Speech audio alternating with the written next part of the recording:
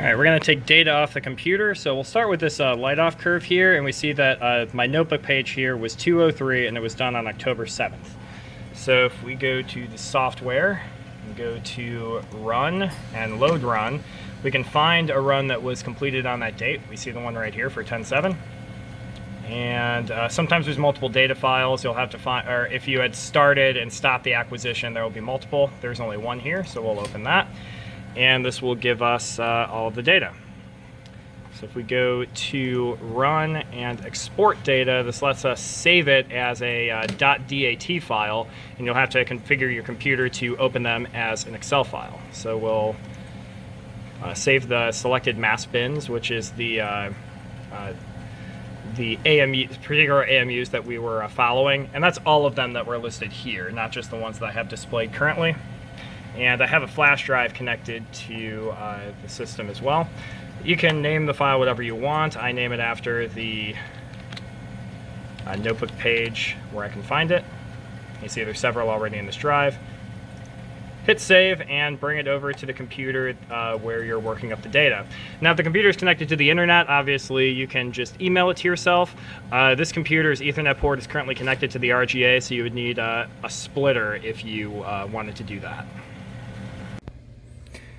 All right, we're going to continue the write-up part of this, and my apologies for not using a screen capture software here. I have my phone mounted up on a ring stand, but it looks like I'll capture most of the things here. So the 1203, this is the data file from previously, and we're going to open that from the flash drive.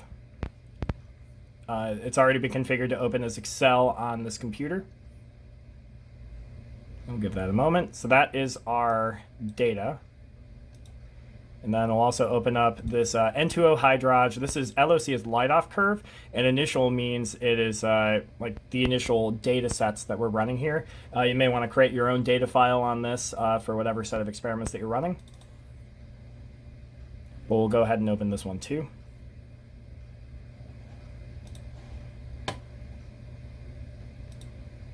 There's a separate file for kinetics as well. So you'll see in this data file, this is what the workup looks like, and there is right here, the last page of each of these should be light-off curve template.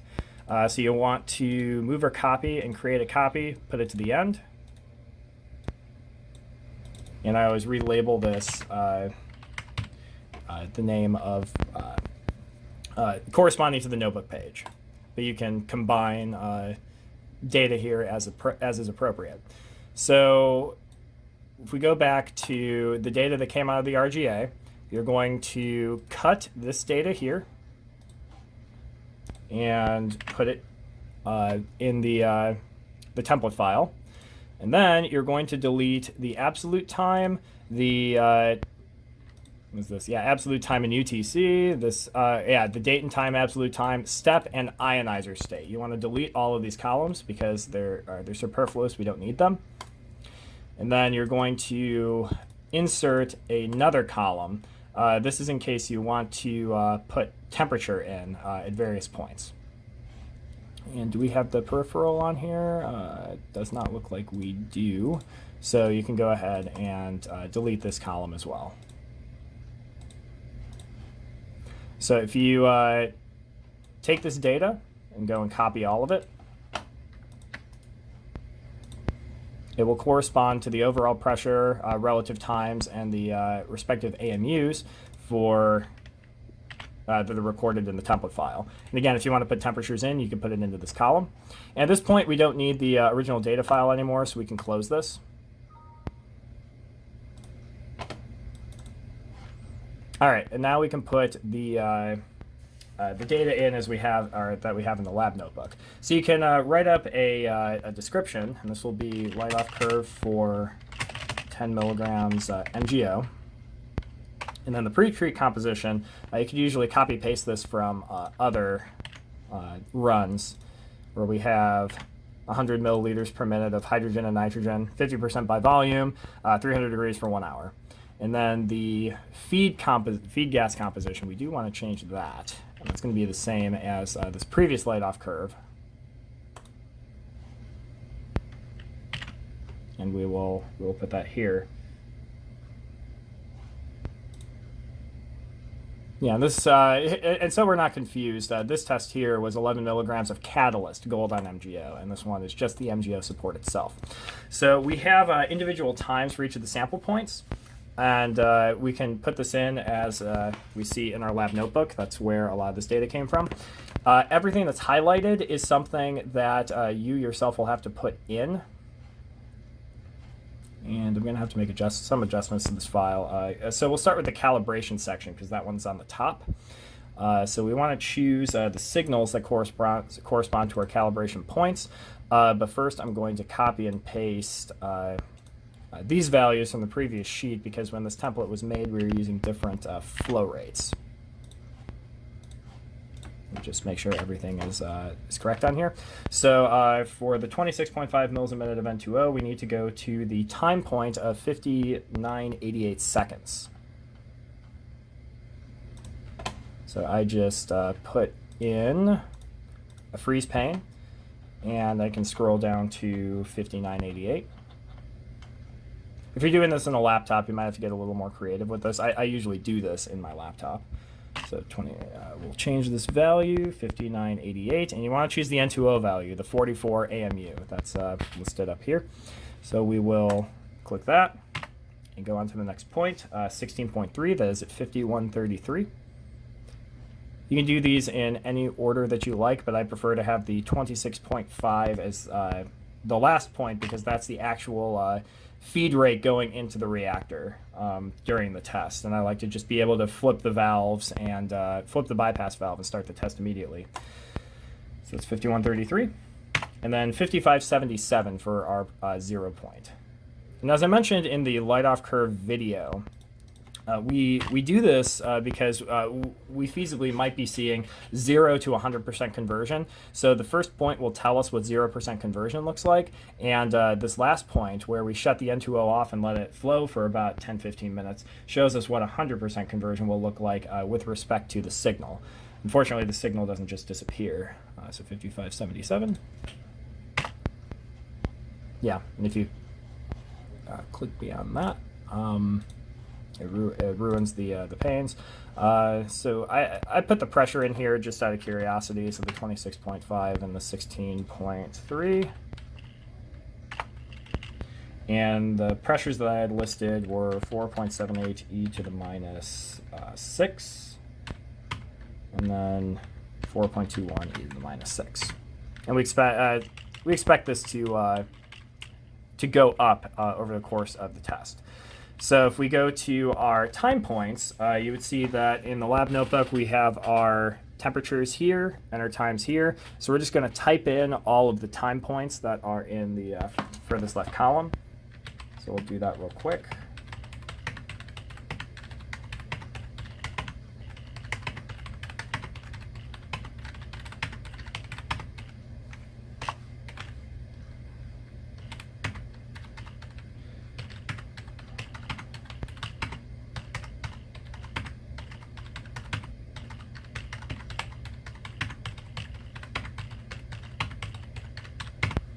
All right, so all those are selected, and also for the sake of the pressures, you see that this cell here divides it by 1,000,000 or 10 to the minus 6. So I just like to put in, for the pressures that we check, just the first 3 digits, like the 4.88, the 4.87, and then they're automatically converted in the pressure section. And this is in case that you want to monitor the change in pressure over time. Like you think something funny might be happening with the signal drift. So if the pressure of the system is going up significantly, that can correlate to your higher signal, say for N2O. Like you should be seeing a higher signal, but you know that it's not, that there's no conversion or little conversion, but you still see it going up. And this would let you let you calculate or recalibrate the baseline if you need to.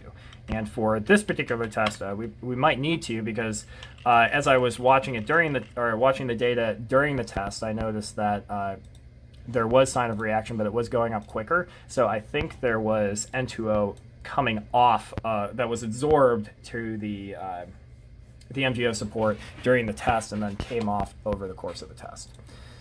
All right, so the last point is to put the data in. So I'll show you a couple examples, and I'll cut the video and come back when it's all clear. So we'll freeze the panes again. And I just like to do this so I can keep this top frame where I can see my individual AMUs. And we'll scroll down to 6152. So what I'll do is, so it's easy to find, is whenever I have data that I'm going to be copying up here, I'll highlight it just so I have easy reference to it later. And we care about the signals for water, nitrogen, oxygen, and N2O. You can add any signal here that you want. That's definitely going to have to be changed, but we'll add any signal here that that we want to track, and these are the ones I'm tracking for this particular test. If you switch to NO, then you can, or methane, you can put in various fragments in here if you want to track that. So I used control here to copy these points specifically, so we just copy them and bring them up to this 40-degree point and paste them. And I'm going to do this for each of the points. I'll have this this corrected in the final version, but the actual feed rate for this, I believe, is 60.2. So we'll just change this up here really quick. And that'll give us a better calculation of our overall rates. And we'll have our conversion and our rates that are automatically calculated from this using the values for N2O and the calibration curve that we did at the beginning of the test.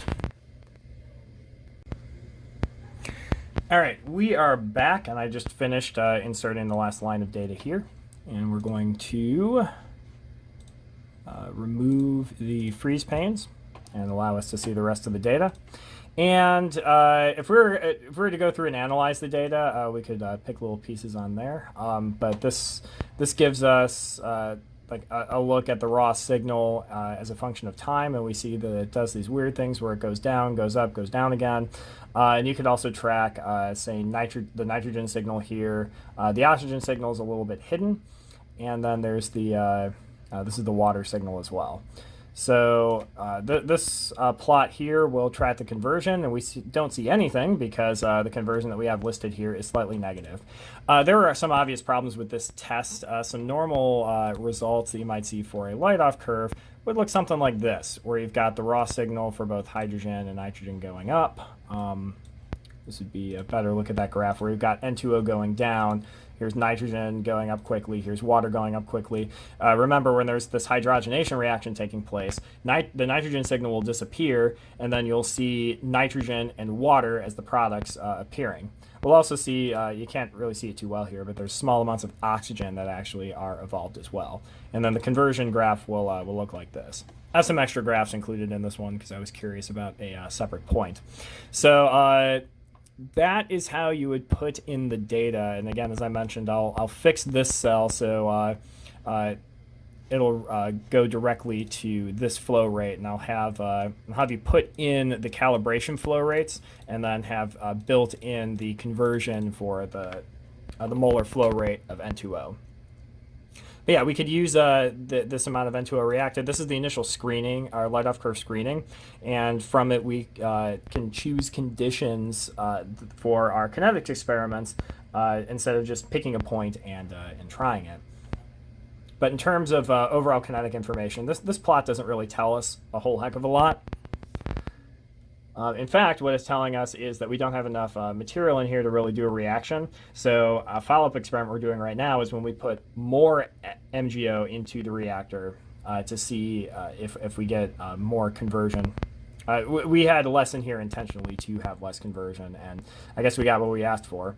There is a small amount of reaction because if you zoom into this N2 signal, it does go up a little bit, and the water does go up a little bit, starting at about 90 degrees. So there is a small bit of conversion, but as I mentioned previously, this N2O going down tells me that there was some reaction, but it going back up with temperature, I think that indicates to me that N2O is simply desorbing from the surface without reacting itself.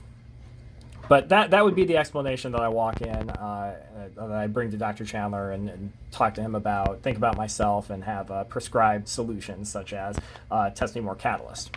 So yeah, if I'll bring up a kinetics file in a moment to show you what that data looks like, but for a light off curve, that wraps this up.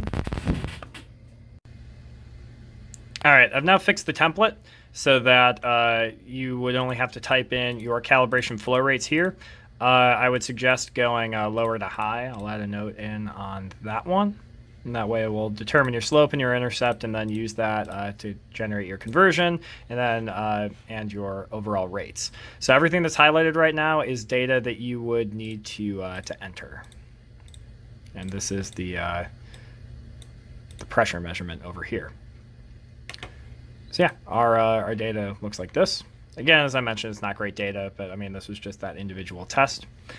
If you go, I believe, yes, I have a file in here called log of runs, and this will tell you, it's color coded based on the catalyst that was in here, but I'll add notes on what each of the individual tests had concluded and what we were going to, or and the action that we chose to use with that data. For the kinetics, if you go to, it's kinetics N2O hydrog, and this will, this has two templates inside of it for the kinetics plots. The first one is an N2O order template, and the second is an H2 order template. You're going to have to make modifications to this if you are using flow rates that are not established here, or not the established flow rates that we have written here. And this is a guide to the order that we're using. So for the N2O flow rates, you will enter the flow over here, like as written, like your 70 or 43, and so on and so forth. And you see that was copied down to some of the other cells down there. And you do the same thing where you copy those signals. And there are, when you enter your flow rates, this will actually calculate the pressure, but it will also calculate the moles of N2O that are available, and it's what the spreadsheet uses to make its calculations. If you think it'd be easier to make your own spreadsheet, you're welcome to do that.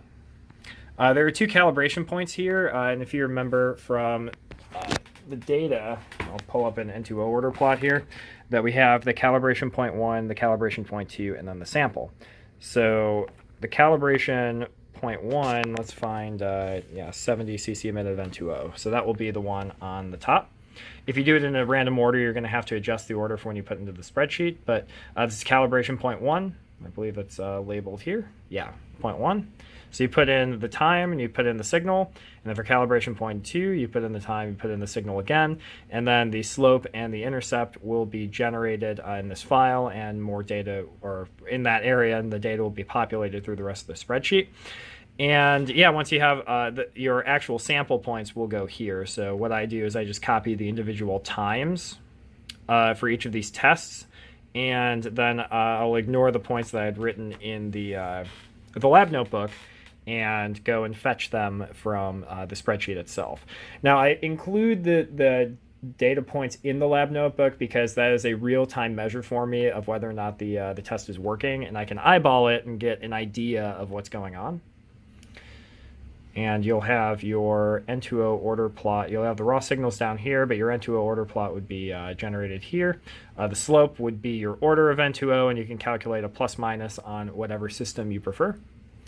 This is the hydrogen order plot, and I think the only confusing portion of this is that you start at the lowest hydrogen flow rate and increase. So instead of so recap, you start with the highest N2O in the N2O order plot, and you go to the lowest. But then for hydrogen order, you start with the lowest amount of hydrogen and go to the highest. And of course, the N2O is staying consistent on this one. But it's the same kind of deal where we had, this is a hydrogen order plot over here, and you've got the two calibration points and the sample signal. And so you would put them in the correct order, where you have the calibration points, 1, 2, and then the sample points up here. So you would go and fetch all their signals again.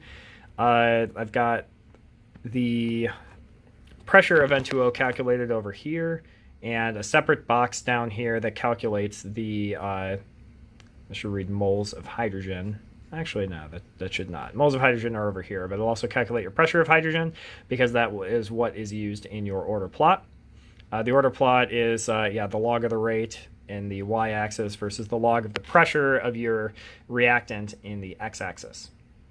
And it will create your order plot. There's a separate plot here to see the rates that are not on logarithmic plots, and then your raw signal down here. And again, like the last one, your box up here will give you your slope, and that will tell you your order of your hydrogen. Then you can calculate your plus minus value of this value in your preferred method.